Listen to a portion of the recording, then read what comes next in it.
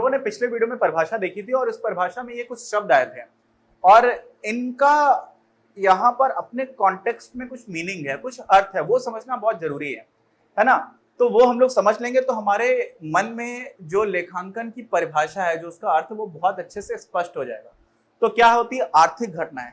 आर्थिक घटनाओं का मतलब यहाँ पर ऐसा है कि कोई एक व्यावसायिक संगठन है। कैसा संगठन? व्यावसायिक संगठन।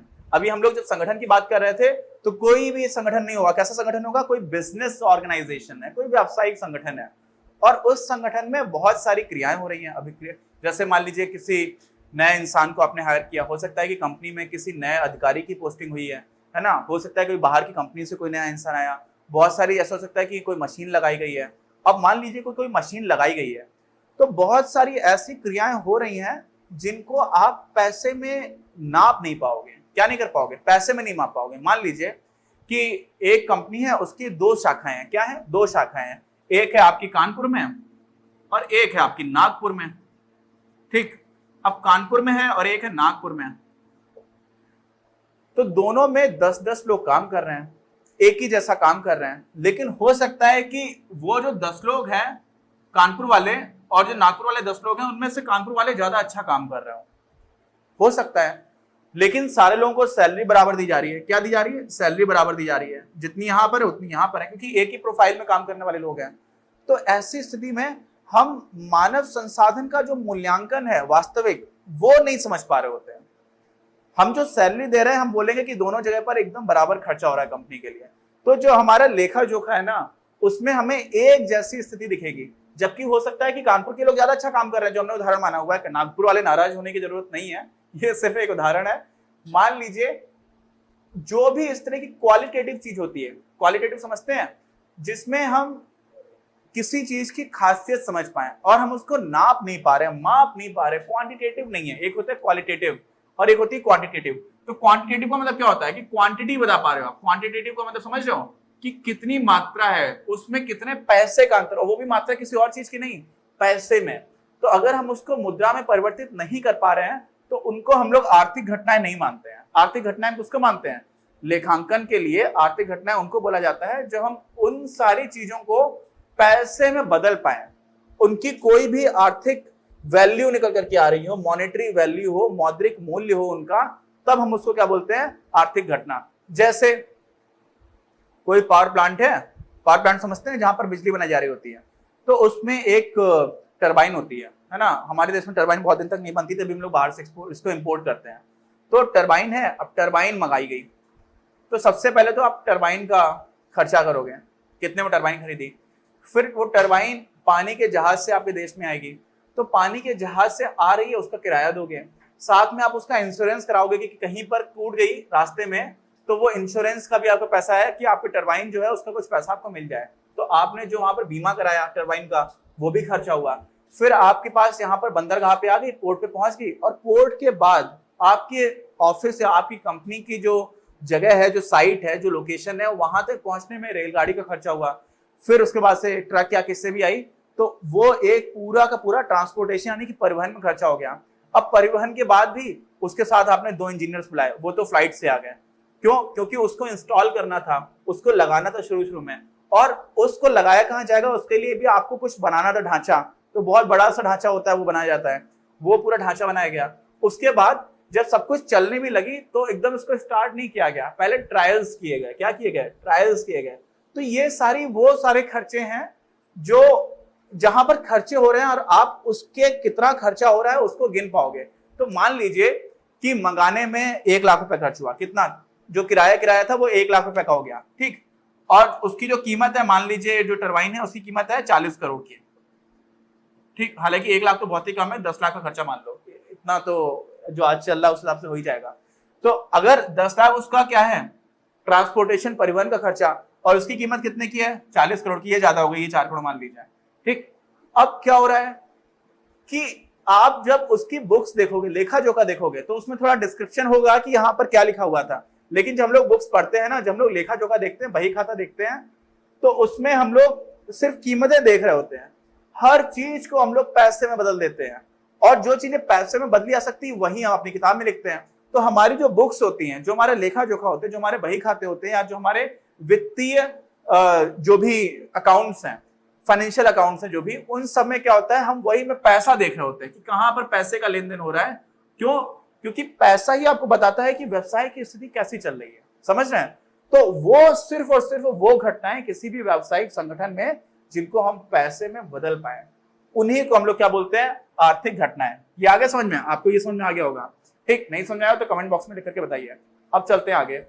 अब घटनाएं तो बहुत सारी हो रही हैं, बहुत सारी घटनाएं हो रही हैं कंपनी में, लेकिन कई ऐसी घटनाएं हैं जिनको आप माप नहीं पाओगे। तो आप बहुत सारी घटनाओं को ऑब्जर्व करते हो, उनका अवलोकन करते हो, ऑब्जर्वेशन आपका सारी घटनाओं पर है, लेकिन उनमें से आपको पहचान करनी है कि आर्थिक घटनाएं कौन सी हैं। तो ये पहली एक्टिविटी आ जाती है।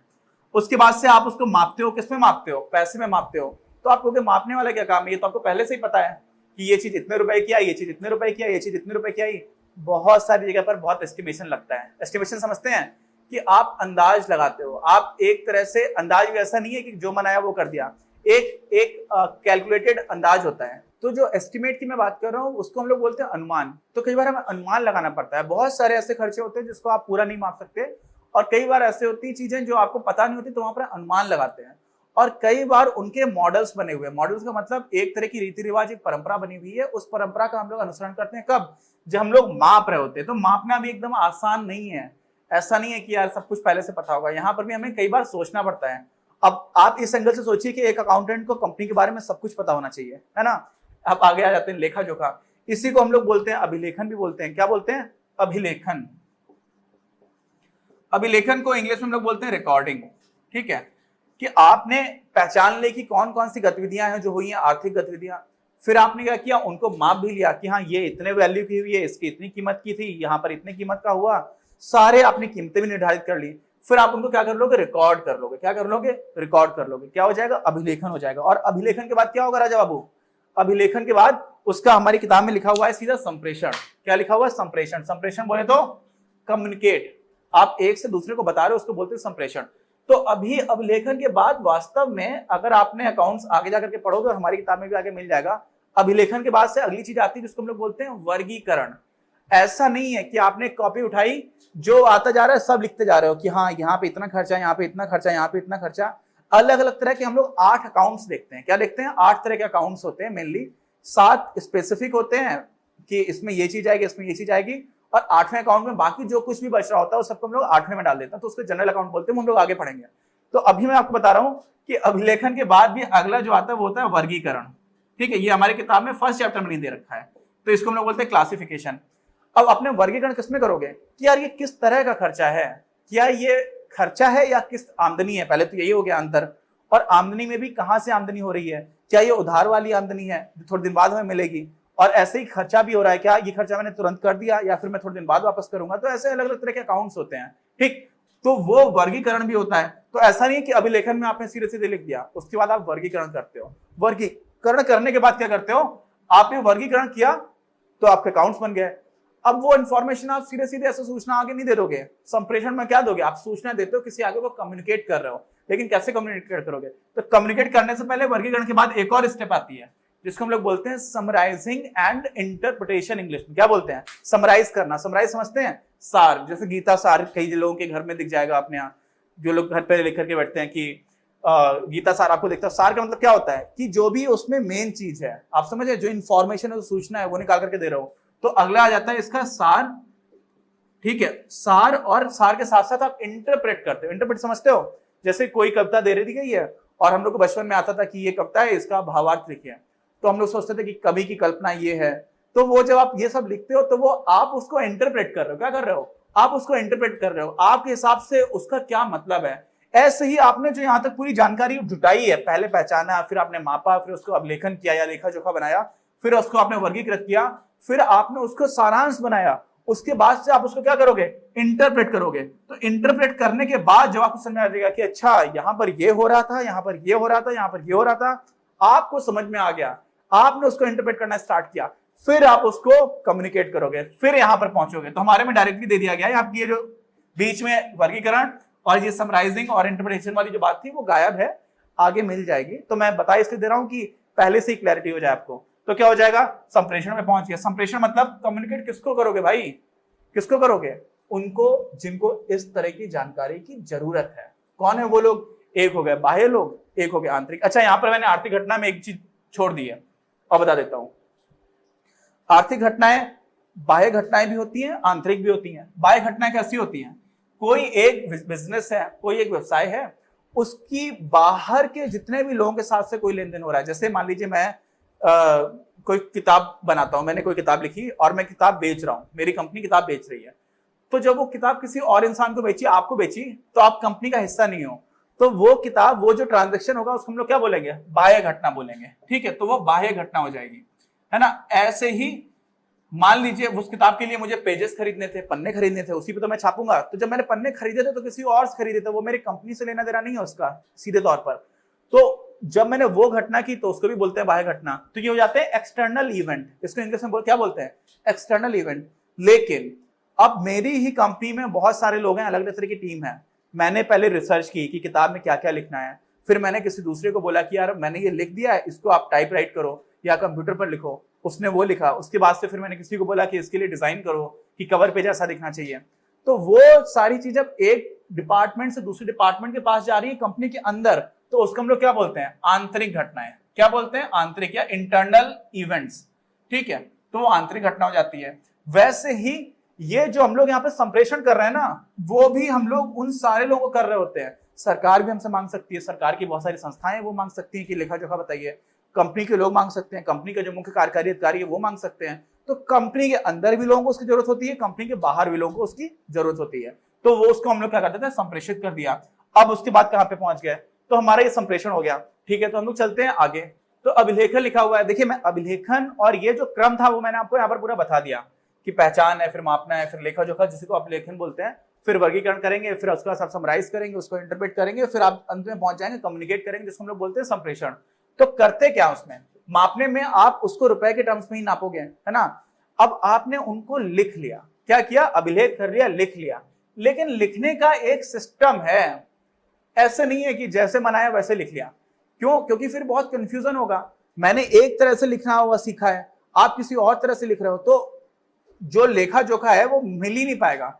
मेल करने में मुझे बहुत दिक्कत होगी, मुझे समझ में नहीं आएगा कि कब लाभ हो रहा है कि हानि हो रही है, समझ है ना आप। तो बहुत कंफ्यूजन हो जाएगा। और इतनी सारी कंपनीज हैं और साथ में उस कंपनी का जो भी लेखा जोखा है वो बहुत सारे बाहर के लोग भी देखते हैं। तो अगर भाषा शैली एक जैसी होगी तब सबको फायदा होगा, तभी सब लोग समझ पाएंगे।